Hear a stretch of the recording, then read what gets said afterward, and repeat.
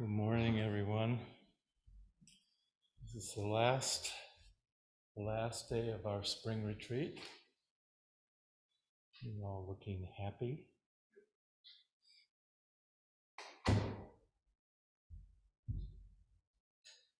So, isn't it amazing that such a practice that from the outside looks so rigid can bring about such flexibility and freedom in us when we do it? Isn't that kind of interesting? You would think something that seems so rigid in the form would make us more rigid, but actually it seems to be just the opposite.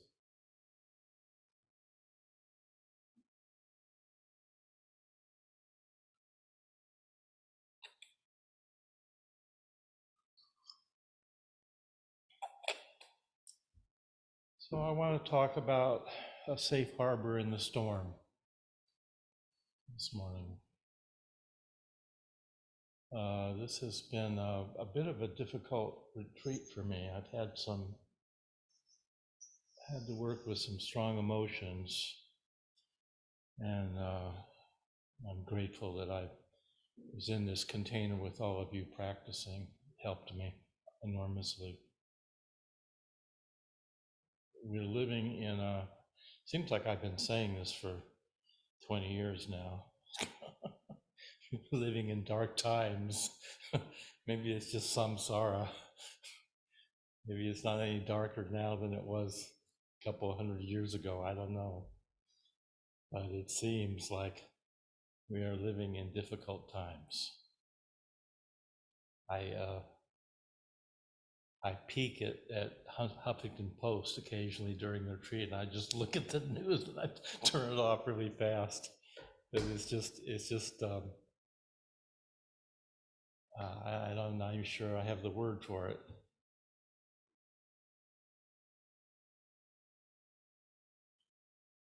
So I think one of the things people look for when we are in a time when there is rapid change and people are feeling disoriented is that people look for stability.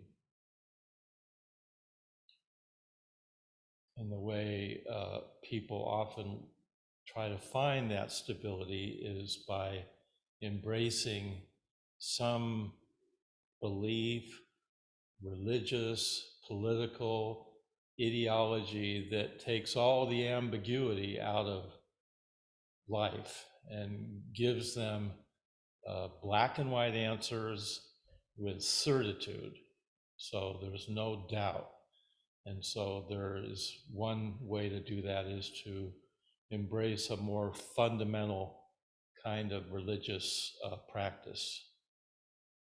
Or even thinking that what we need to do is go back to some time, golden age, or time it was better 20 years ago, and often there's a kind of sentimentality about that oh, it was so good back then, but it's so bad now. If we would just return to that time.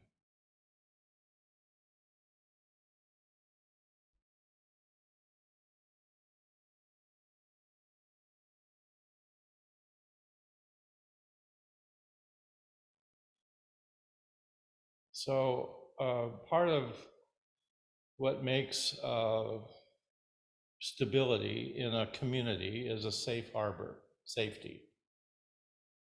We need safety. It's probably the most important thing in a community is safety. More important than being intelligent or knowing something is more important is safety. I think it's the most important thing.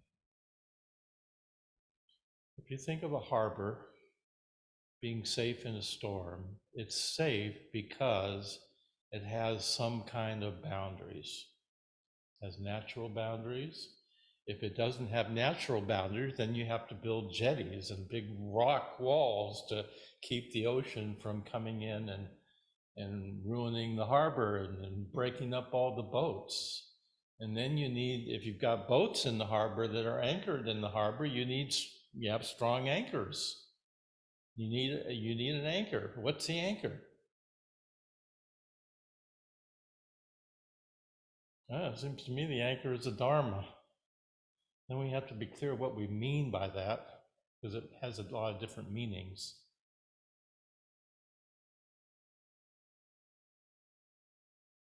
Boundaries create safety. Precepts create safety.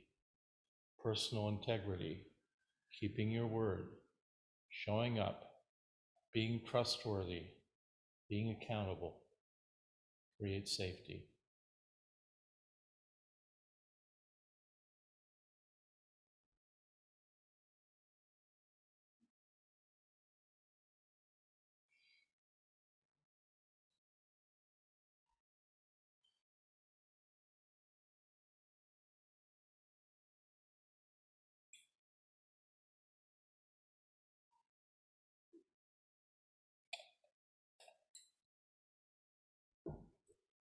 Now, it seems that in our time, people are mostly concerned with the present or the immediate future, maybe a couple weeks from now, maybe a year, maybe a couple of years if we're thinking long term. But mostly we're concerned about the present. We worry about the present. All the news is about it's always like the latest news, breaking news. But I think in our practice, in Zen, what is probably more important is life and death. That's more important. We come to terms with that, with our own life, with our own death.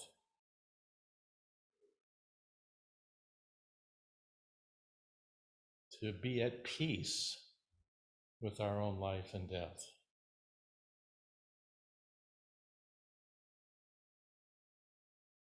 So there is, if you say Buddha Dharma, which we use that term a lot, that sounds like a doctrine, which is good. We have beliefs, we have doctrines, like taking refuge in the three treasures is a kind of doctrine, and it's a wonderful one. It's actually a way that we orient our lives. But if you say Buddha Tao, it has a different sound, it has a different implication, because Tao is something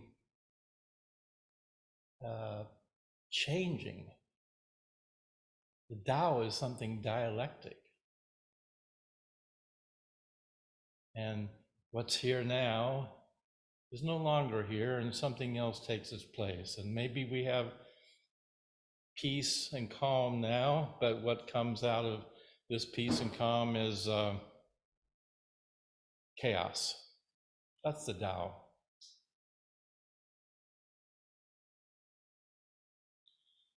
So I think to expect that we're going to always have safety and peace and calm is probably unrealistic.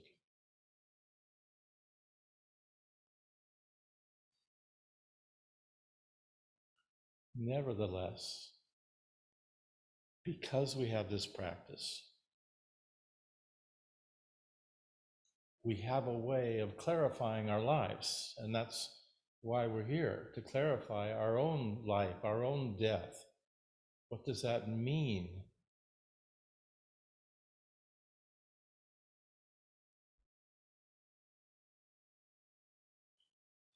And I've been talking this session about the Heart Sutra and Yogacara, because I think especially Yogacara is actually a very good teaching for our time, because it's very close to the ground. It's very close to our experience. It's not particularly philosophical. It's psychological, and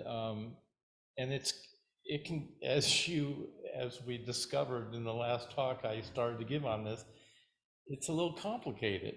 All these different consciousnesses and how they are defined.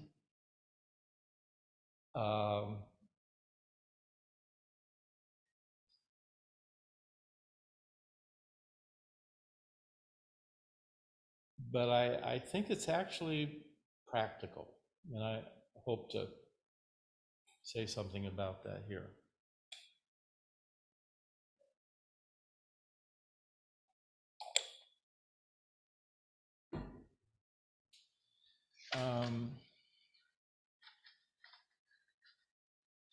Why I think the Yogacara is actually useful is if you just take the straight Mahayana teachings without the Yogacara, like the Heart Sutra, basically Mahayana teachings about shunyata and emptiness. It is possible to understand that emptiness as oneness, sameness, peace, everything, nothing, no self in anything, nothing self-existent, all true, seems.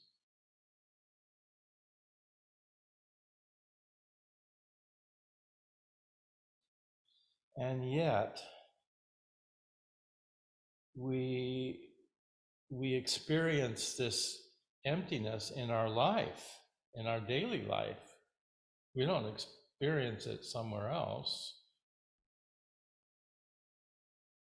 But what does that mean to experience emptiness in our daily life when we're confused or we have a strong emotion? And this is where I think the Yogacara really shines, is that it's really focusing on projections, how we project, and to focus on consciousness. What is consciousness? According to the Yogacara, consciousness is dualistic. If there's consciousness, there is self and other, almost by definition.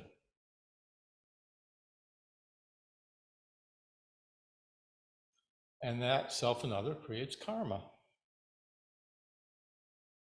So those karmic seeds are planted in the storehouse, and then they flow like a river out of the storehouse through the manas, consciousness, which is our tendency to cling to a self, the manas and the storehouse are closely related, but the manas are always wanting to colonize the storehouse, to take a piece out and create some territory out of it. So we are in the projection. The self is in the projection through the manas. We don't have to think of a pure projection is very difficult. We're usually in the projection, which creates self and other, which creates delusion. And according to the Yogacara, the manas is almost always delusionary.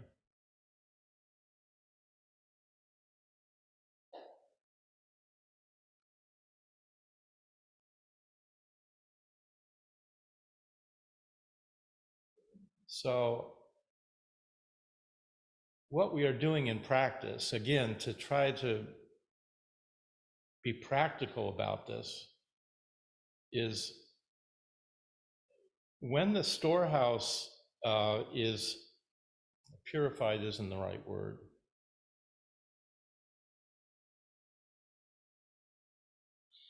When the storehouse functions without the mana colonizing it, then it comes forth as mirror wisdom. It reflects back the other without self in it. And when the mirror reflects reality as it is without our ego in it, that's what sacred is. And when we colonize that with any notion of self, it becomes mundane.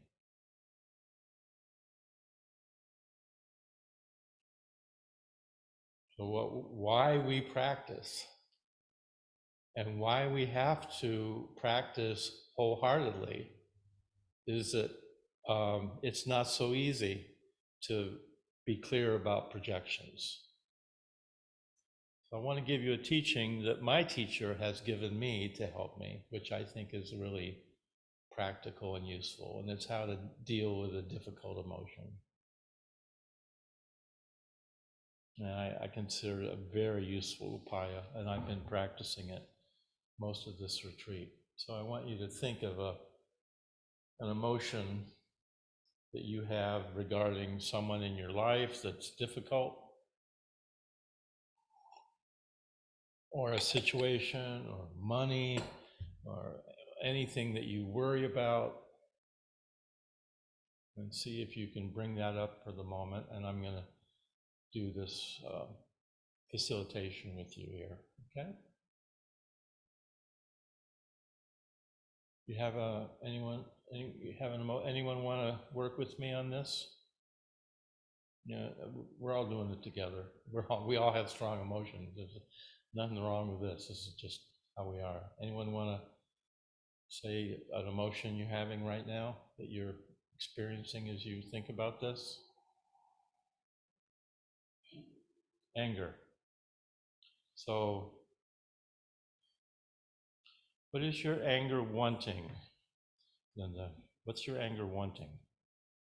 Now, before you answer this, what your anger is wanting is always about you, and it's always going to be positive.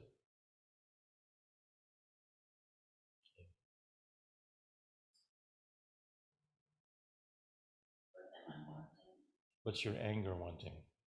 What's your anger wanting? Okay, once you get recognition, what's that wanting? Once the anger gets recognition, what's it wanting?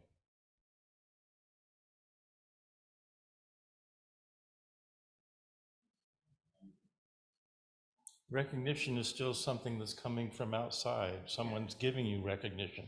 What's your anger wanting for you? It doesn't have to do with somebody outside. It's something that's always positive too. To be at peace. Okay, your anger is wanting peace. Good. Now, I want you to be ruthlessly honest in answering the next question. I'm sorry, you're on the spot. You volunteered. You're here. So, how long, if you're really honest, how long will that peace last? Do you want that peace to last? How long do you want it to last?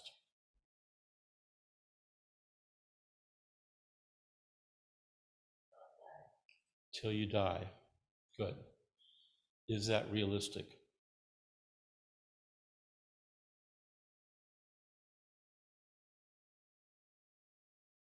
Are you going to have peace?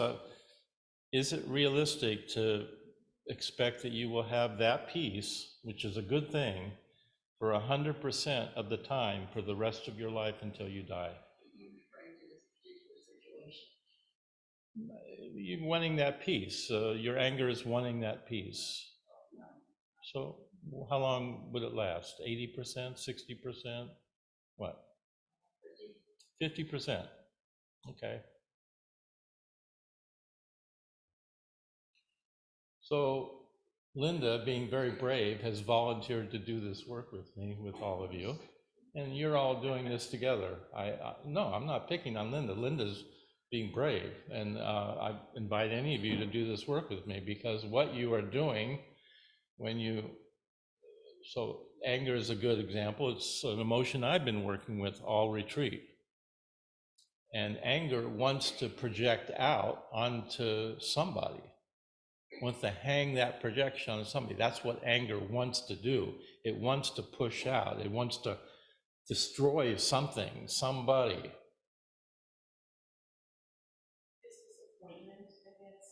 Okay, are you feeling disappointment? Okay, what's your disappointment wanting?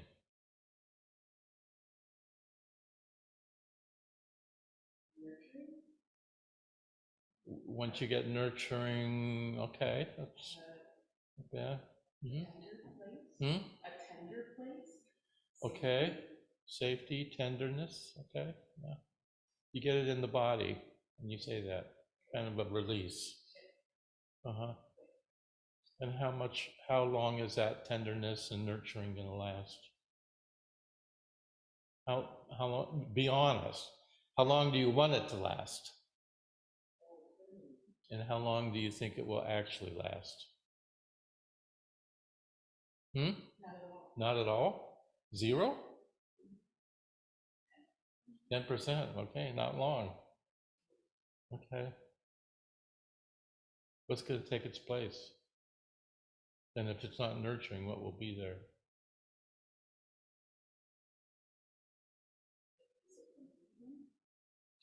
Well, the disappointment is wanting the nurturing, right? Uh-huh. If it doesn't get the nurturing, then it's disappointed. Yeah. Okay. Notice that that has nothing to do with somebody outside of you. Yeah? This is completely this is your proactive experience of your emotion without projecting it out. You see what we're doing here? When we have an emotion, it's almost always about the world out there, about somebody else. And that's our projection. That is clearly a projection. And it's almost always a kind of delusion because we are doing the projection. We are actively doing that. And as we do it, that mana is in the projection. The projection solidifies the projector, the one doing the projection. And we all know what this is like with a strong emotion like anger. It gets solidified and you get a freight train going there and you want to hurt somebody, you might actually go out and do that. People do this almost every day. They go out and shoot people. Yeah. So this disappointment that I'm owning and feeling is my own, I get it that it could be outside of this situation that like triggers it or brings it to Someone life. could trigger it for you, but if you're practicing with it, you're eating the projection. So is that coming from like storehouse, or do you think this is just I don't think at this point we need to worry about where it's coming from. We're just trying to be practical here. In terms of your experience, you experience a disappointment in somebody out there. Right. And when you eat the projection, you're bringing it back. So what your disappointment is wanting, it's not getting nurturing. Right. Yeah. Because I'm not nurturing I'm not nurturing myself then. Well, yes, maybe you need to nurture yourself, or it's go find another relationship that helps you nurture yourself, that supports you. But what we're doing in practice is we're noticing that disappointment is a projection onto somebody, and then we're blaming them. And then as soon as you blame somebody, you're a victim. And you're disempowered. You no longer have agency in your experience. You have given it over to somebody else to blame. And that's the nature of a projection, always. The self is in the projection. If you take the self out of the projection, you're eating it and bringing it back to a possibility of finding a nurturing in yourself that could water the seeds in the storehouse for a more loving kind of fruit to come. Yeah.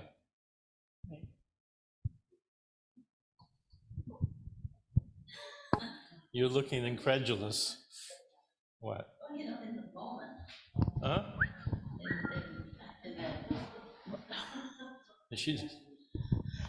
In the moment, you know, spontaneous reaction.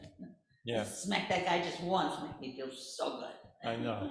And doing that in the moment, you could justify that as you did it in the moment. But think of the repercussions that would happen from doing that in the moment for years to come. He's always smack me back. You probably get taken to court and, sued. No, be clear. You could justify your emotion as I did it in the moment. I wasn't thinking and that person absolutely deserved to get socked in the face. I socked them in the face and they had it coming, but you get the repercussions for that karmically are going to be, they're going to come back on your ass. Yeah. They're going to sock you in the face. Karma's going to sock you in the face.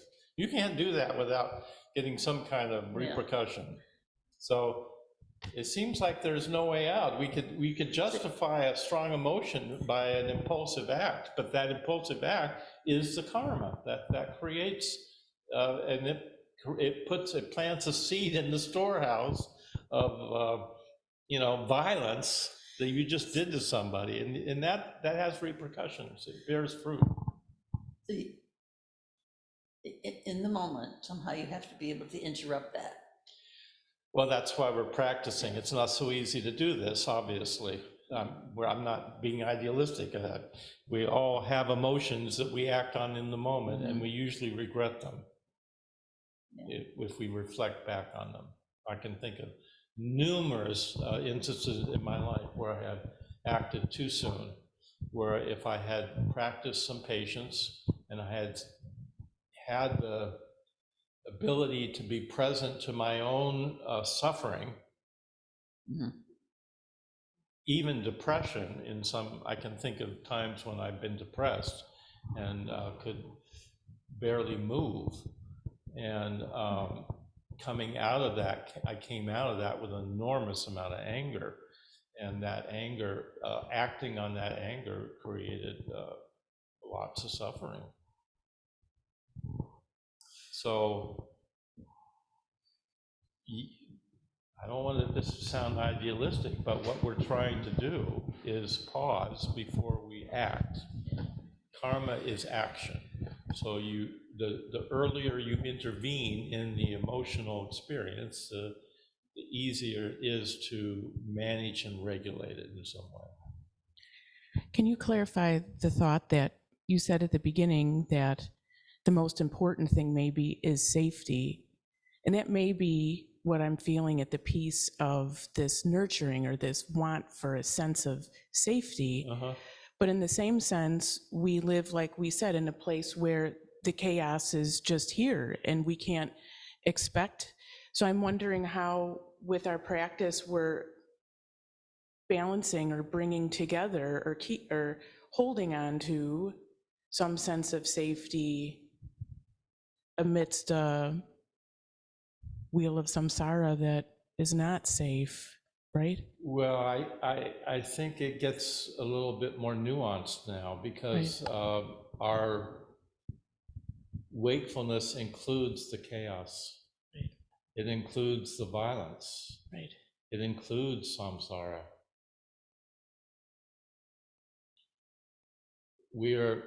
When we are in the tradition, it's called the non-duality of duality. So, as it says in the Heart Sutra, we don't believe in non-being and we don't believe in being, but we have them both. And the only way to have those both at the same time is to let go of trying to know either one. It's a kind of faith in something larger, some larger Tao that's at work in the universe that I don't have any control over. But usually we pick one side or the other, and then we're dualistic. But if you say non-duality is just the way, it's just oneness, then you're actually being dualistic, because you're pushing away all the chaos and the violence of samsara, and that's not going to work.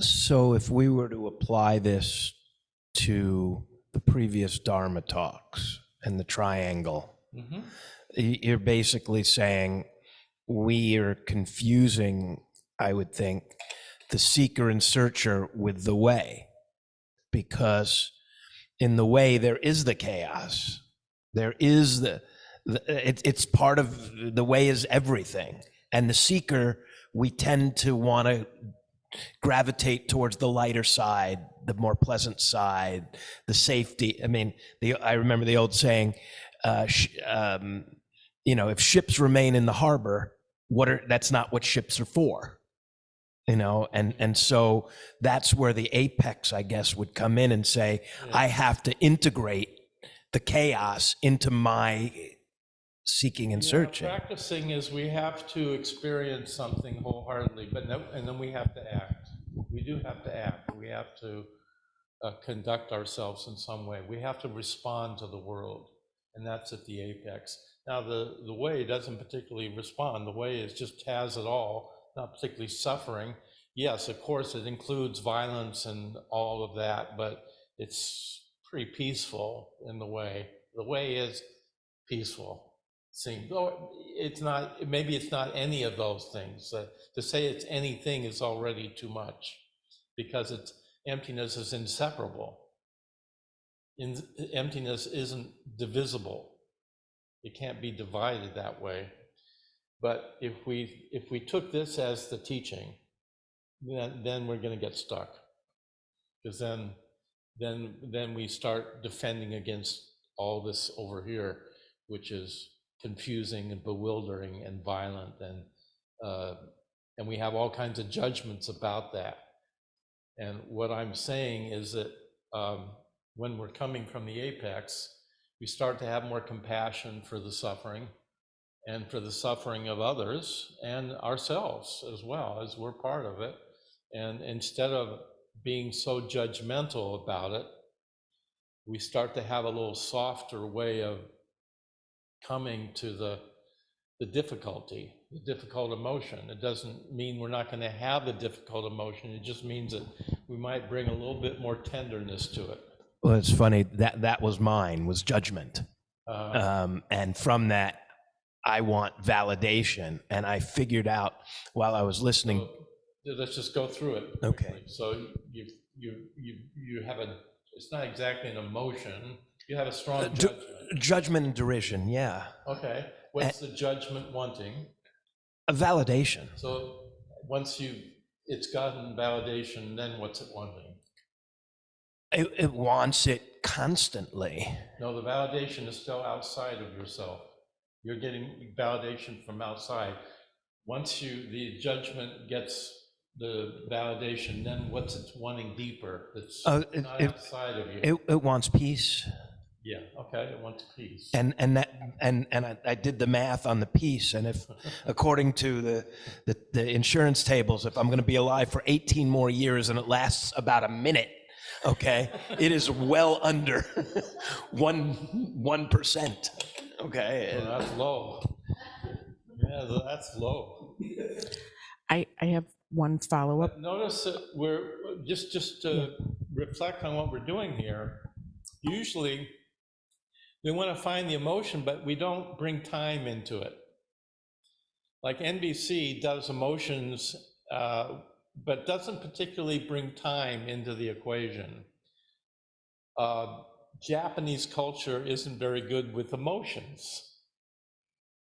Western culture, we need to be much more psychologically mature to negotiate our way around everything that's going on around us. So we need to be emotionally mature. But when you bring time into it, you've brought the Dharma into the whole thing, which is real. Time is real. We are living in time, and in many ways we are caught by time. We are kind of bound by time. We're prisoners of time in many ways. And so time becomes a piece of, if you read Dogen, he's constantly talking about time. Yeah. I wanted to ask a follow-up to this point that you said earlier that you feel like any emotion that comes up, had you given more time or taken that time to reflect, that maybe you would have responded differently, but you often speak to it in terms of negative emotion. Would you say that that applies to positive emotions too? Well, sure. Really? They're just easier to have. But you think you would have responded differently even with positive emotions when they arise, you think? Yes, we're actually talking about being embodied, coming back to the body is the anchor in the harbor, essentially. It's the base camp. And without being embodied with the emotion, we're flying around and just reacting to things. So when you come down and find, in NVC, we would call it the need, or you could call it the felt sense. There's a kind of release that the emotion is coming from the body, it's coming from the felt sense, but it's come up into your, and you've interpreted in your head, and then you project it out in some action that creates karma. I'm talking mostly about negative emotion here. It's easier with positive emotion. Some people disown positive emotion. Some people disown joy. So it's possible someone could experience joy and actually stuff it and do something to avoid it because it made them uncomfortable. But the basic emotional tone before it becomes a full-blown emotion in terms of the Yogacara and the skandhas and everything, it's either pleasant, unpleasant, or neutral. And then what's our response to that? So if the response to the pleasant emotion is we don't act out on it and we just have it, you know, that you could suffer from a pleasant emotion too. You could say, I've got joy right now and I want it 100% of the time. And then you're going to suffer because now you're trying to maintain joy, and that's not going to work. That's actually going to lead to suffering. So the bad, whatever the bad emotions are, we reject, and the good emotions, we want them. We get attached to them. So either way, we get stuck in a way. Yeah, we're sticky. So is permanence? I think the 3 marks of existence are a really good thing to remember when it comes to spiritual practice. Impermanence, suffering, no self. Those 3 things you can take to the bank. Yeah.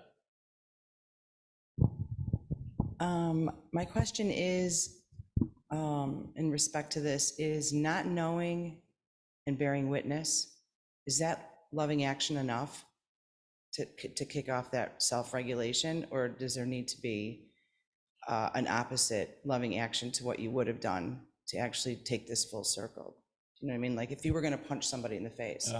So this practice of not knowing where it's coming from, witnessing it, and then keeping it in the container, is that loving action right there, or is it to do an opposite behavior? So let's go through this a little bit more slowly. All right. The not knowing is letting go of a fixed idea. So when we get triggered, we interpret something, somebody's behavior, and we have an emotion, and we have usually a story that goes with it. And the minute we're projecting it, we are trying to know that experience. We think we know it. We think we know what's going on, but essentially we're deluded. So if we're practicing with that and we go back to the body, it's a way of letting go of the fixed attachment to a belief that goes with that, and being willing to let go into not knowing and being embodied with the thing and having more spaciousness with it. Not easy to do, but that's what we're talking about, right? Kind of beginner's mind. And then you're staying with it, which is the bearing witness. It may be unpleasant, it may be pleasant, but you're letting it, kind of finding a backbone. That's what I love about all of the practice you've all been doing this week, is you are doing this practice, whether we talk about it or not. You're practicing not knowing every time you sit down on your cushion or your chair, and you're practicing bearing witness because stuff is coming up, but you're not leaving. You're staying. You show up. And that's bearing witness. You are bearing witness when you do that. And then I think it makes it more, there's no guarantee that loving action will arise from that, but I think it's much more likely that it will, because you have a more accurate reading of the context, and you're not in it in the same way. So your natural generosity is more likely to emerge and behave in a kinder way towards the situation than it would otherwise. And you're apt to be reading the situation more accurately because you're not bringing your assumptions to the situation. So in stepping back, you're actually preparing it up. in stepping back, you actually see what's in front of you more clearly than you would otherwise, because you're not in it. That's what we mean. When Dogen says the the dark side of the mirror, when the mirror, when the water flips, it flips suddenly and it reflects everything in front of it. That's the mirror wisdom, reflecting the Dharma. The Dharma is what's here without me in it, without myself in it. So when I can practice not knowing, I'm taking myself out of the way, but I'm also being embodied in the process. I'm kind of, and the bearing witness is being embodied, and being in the body with that, what is my emotion wanting is what's in the body. And when I find what it's wanting here, it's always positive.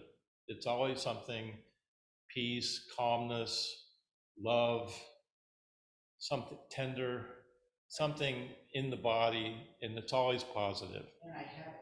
Oh, we always have it. Right. You always have it. It goes missing. As soon as you project, it goes missing. You're in the projection, and then we think it's out there instead of it's here. And then when you bear witness, you're in a much better place to respond with compassion. You're much more likely to respond with compassion because you're going to have more tenderness for yourself and for others in terms of the difficulty, whatever it might be. It's going to be there. Doesn't guarantee that you're going to respond with loving action, but you're more likely to. Yeah. Pat Ungo. Sorry about that. I think, Roshi, what you're saying is why it's so much easier for me to see how somebody else should behave in a situation than when I'm actually in the situation myself. Yeah. It's very easy to witness somebody else and say, why are they doing that? Yeah. It should be, but it's very different when it's about myself. Yeah, we're kind of blind about ourselves, but we seem to be very keenly aware of other people's discretions and yeah. We have a keen antenna for disappointment in others, being disappointed with others, but we don't seem to apply it to ourselves too well. Yeah. Going back to what you said originally, and we're talking about safe harbor, and you said that there was something more important than safety, and that is death.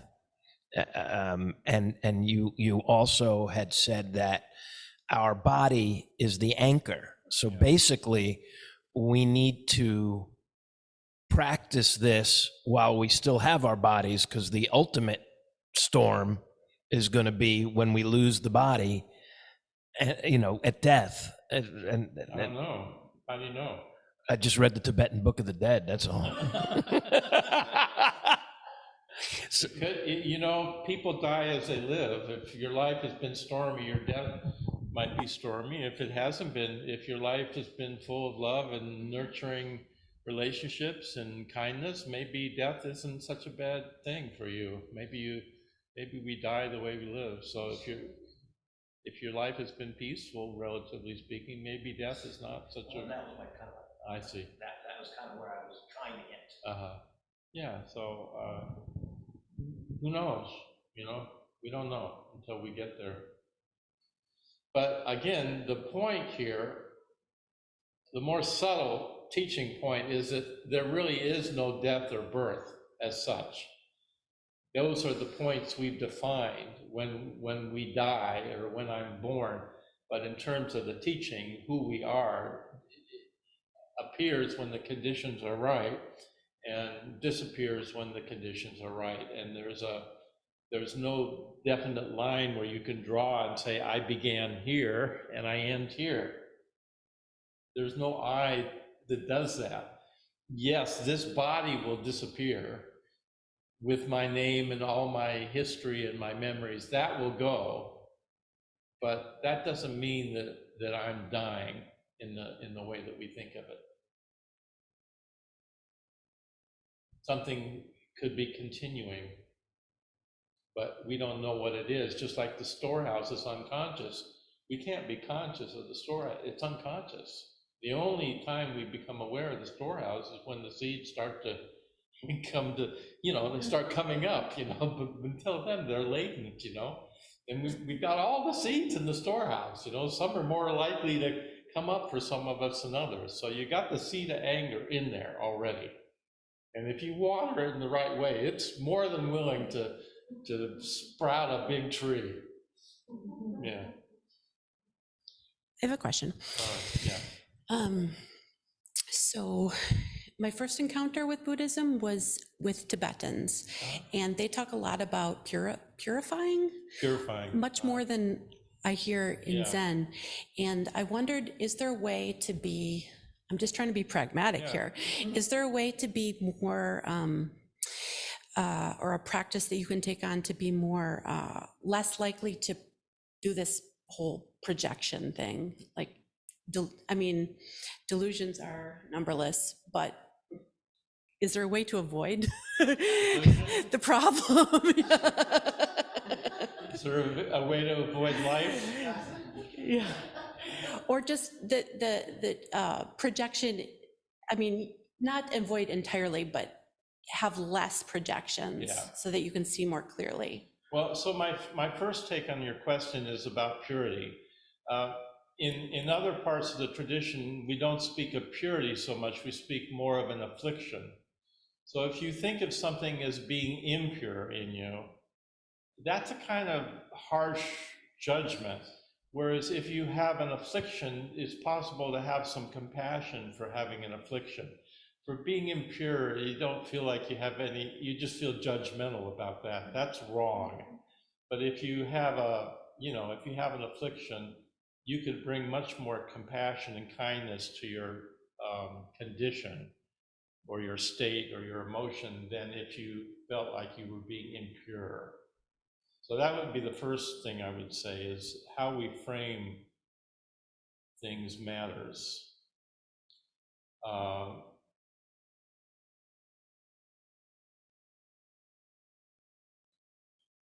I think we have to acknowledge that as practitioners, we're waking up doesn't mean we're not going to suffer.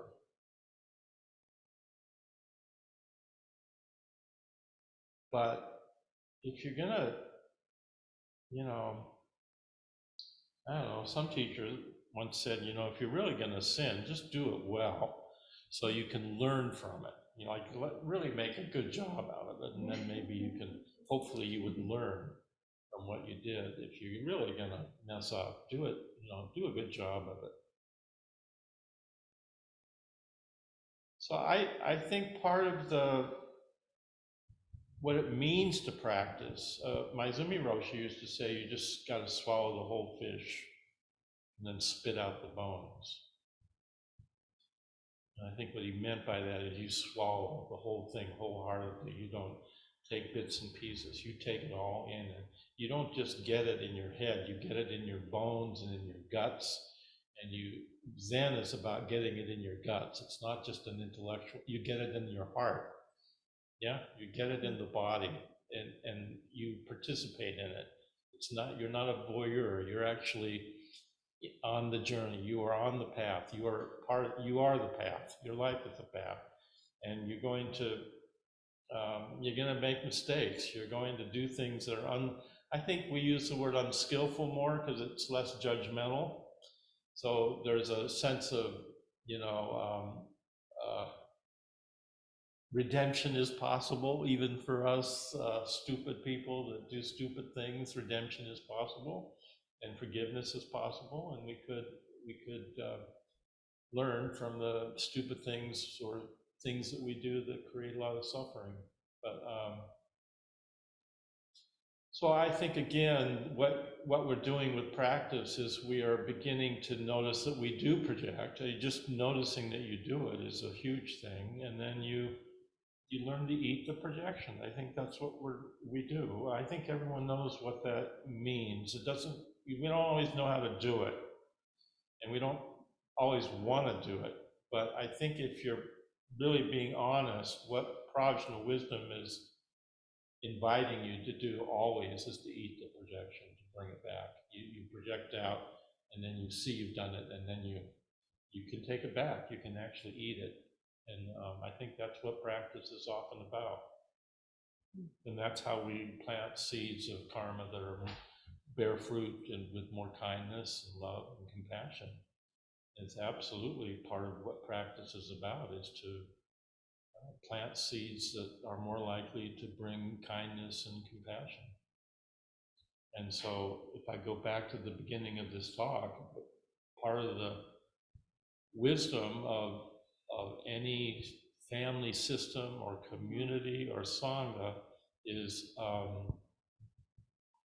valuing safety above all else, and understanding that safety is part of what creates safety is clear and unambiguous boundaries about behavior and conduct. And that those moral and ethical, I don't want to call them rules, but norms must be obeyed. And if not, then they have to be brought to account and made, what's the word? They have to be made accountable. And when we break trust, it's hard to repair it.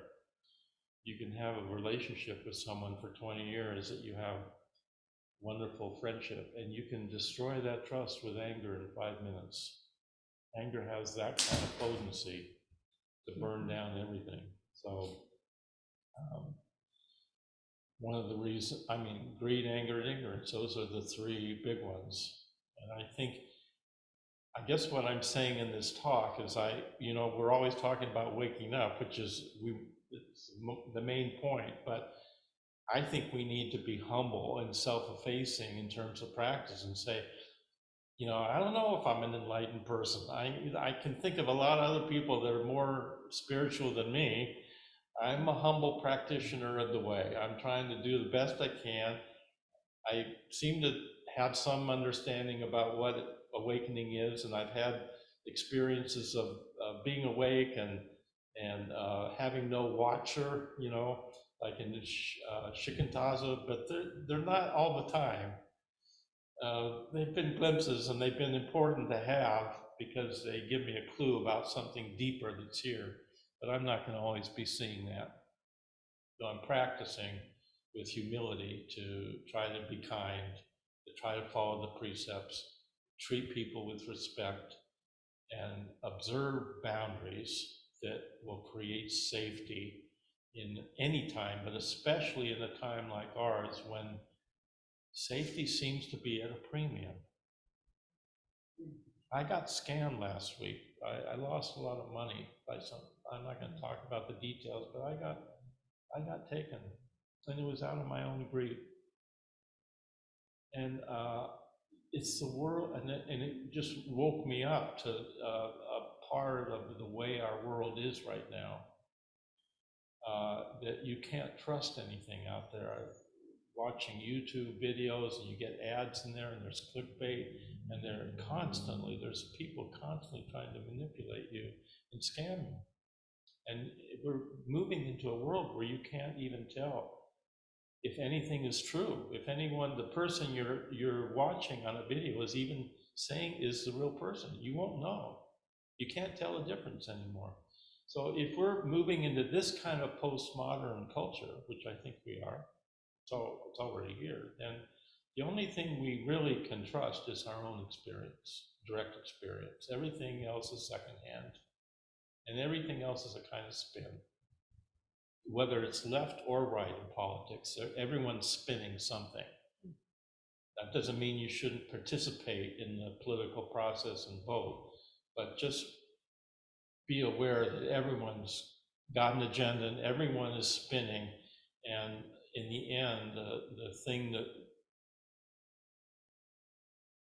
if we're practitioners, I think being aware of impermanence, suffering, and no self is a very good meditation to keep in the front of our mind, because then we're much more likely to show up here in a way that is hopefully more truthful and honest and kind.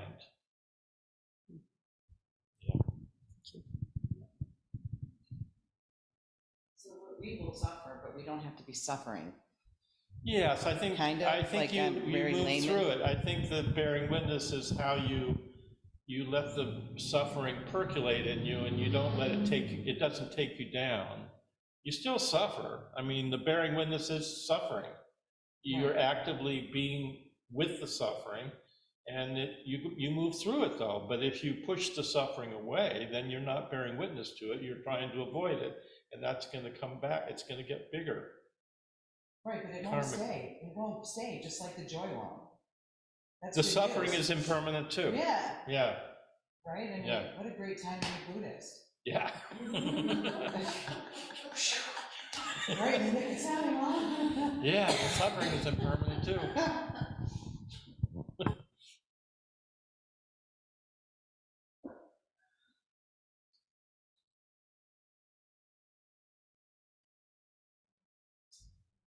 So, anything else? Yeah. Roshi. Yeah, you did. So I just wanted to respond to, Jackie had the question, is pausing and practicing not knowing and then bearing witness, is that enough? Right? Well, I That was think your we can question. put more tools in our toolbox. Well, That's I one. haven't finished answering. I'm Right? sorry. Yeah, so I would say, well, a couple of things. Right, Zazen is that practice. You're pausing, you're bearing witness to what's coming up. Those, and Bernie used to say, if you practice the first two well, that loving action just naturally arises. So they are compassion practices, both of those, right? That could be all you need to do, right? Or you need a skillful, hopefully loving action that arises from that. But meditation is a practice of a bodhisattva, right? Meditation, effort, generosity by bearing witness to yourself,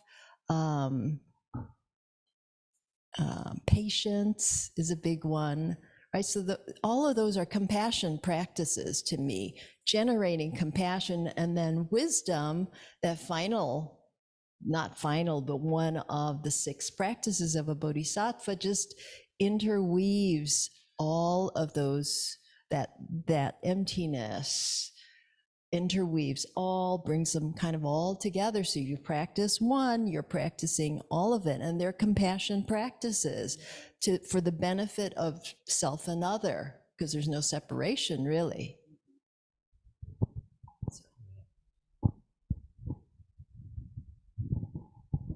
Well, I think we can use upayas and skillful means, and the 3 tenets is a big one, and the 6 paramitas are huge, really very useful. Taking the bodhisattva vow to heart and being in service to others is useful. I think this exercise we did today of asking what your emotion is wanting is a way of doing NVC, nonviolent communication. Instead of using the word need, we're using the word want.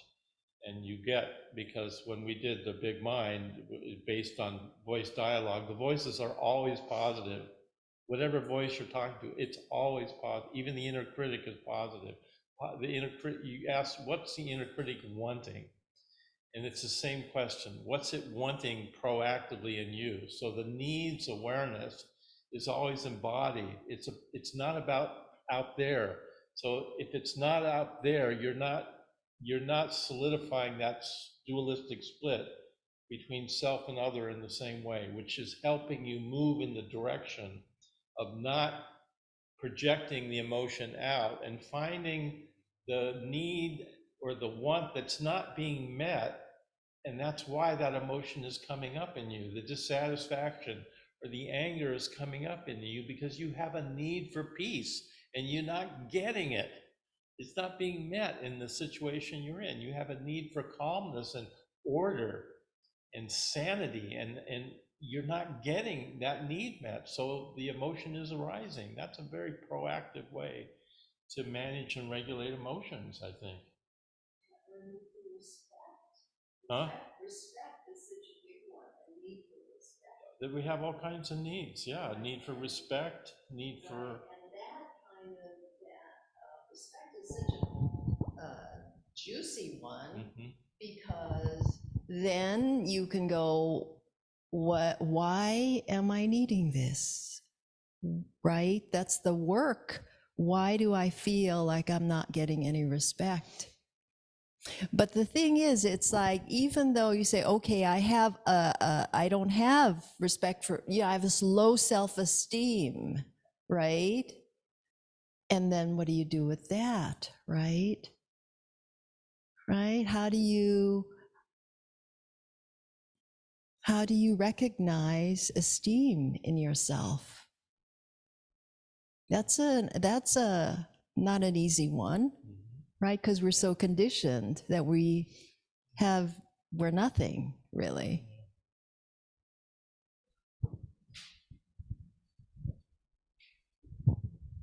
To respond to your comment, I feel like when you get to the piece of respect to low self-esteem, isn't that a want for love? Like a looking for an external, like I don't have my own self-esteem. Like I've been looking at this one a bit. Like I'm not putting this on you, it's me. But I feel like somewhere in that low self-esteem is just that want for love. I feel like that is part of what is always here that we don't see. And I think I was speaking to you about it before, that when we talk about in the foundations, how we have that hub, that centerpiece that we come to. And I feel like we often talk about it in our tradition, or maybe just the way I've heard it, as like a calm or a peace. And then I started to feel like it's like a coming home, or a place of my home. But I feel like it's that love that is really here. It's ours. It's all of us.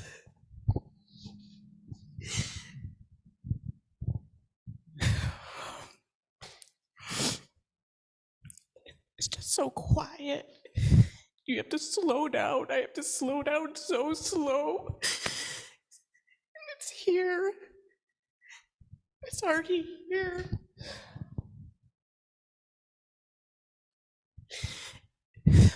And it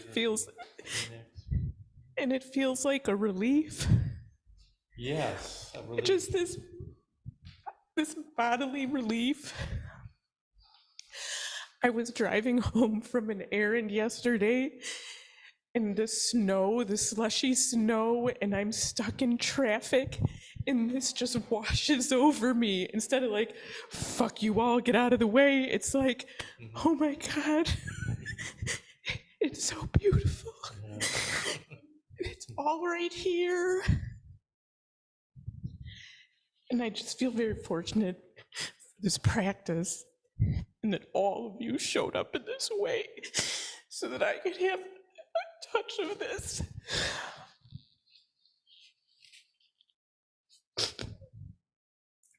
Because I think that hub is just love, and we just don't call it that. It's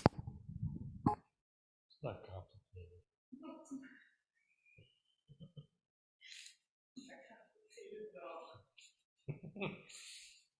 Yeah.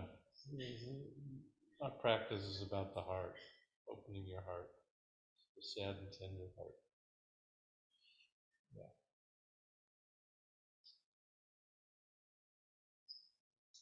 How much we defend against it too, thinking we gotta hold everything together.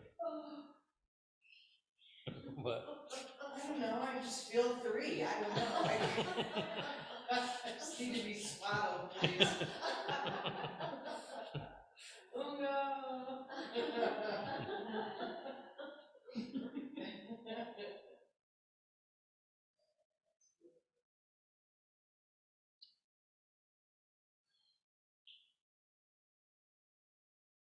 say that it's a 12-day sashimi, right? Hmm? You said it's 12 days.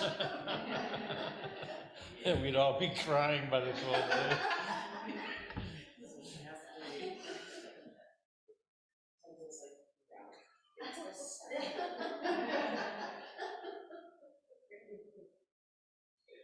I was in a session at Zen Center Los Angeles where at one point someone was laughing, and then the monitor, there was like the person kind of in charge, said, okay, everyone can laugh. Everyone started laughing. Then someone was crying. So, well, everyone can start crying. Everyone's crying, and I'm thinking, I'm in an insane asylum here. This is supposed to be a Zen center. People are crying and I'm just supposed to be happy. We're supposed to be free of suffering. Sometimes you can cry out of joy. Learn to cry through joy till I started sitting. Oh, I feel like the first time I found that hub or that space, I would have a tear come down. And I'm like, what's wrong? And I remember asking Roshi, June, there's something wrong with me. I'm sitting and I don't know. I start crying. I'm so sad or something. And finally, I don't know how long this was. She's like, are you sure? And I'm like, no, I'm not. And that's when I realized that's joy.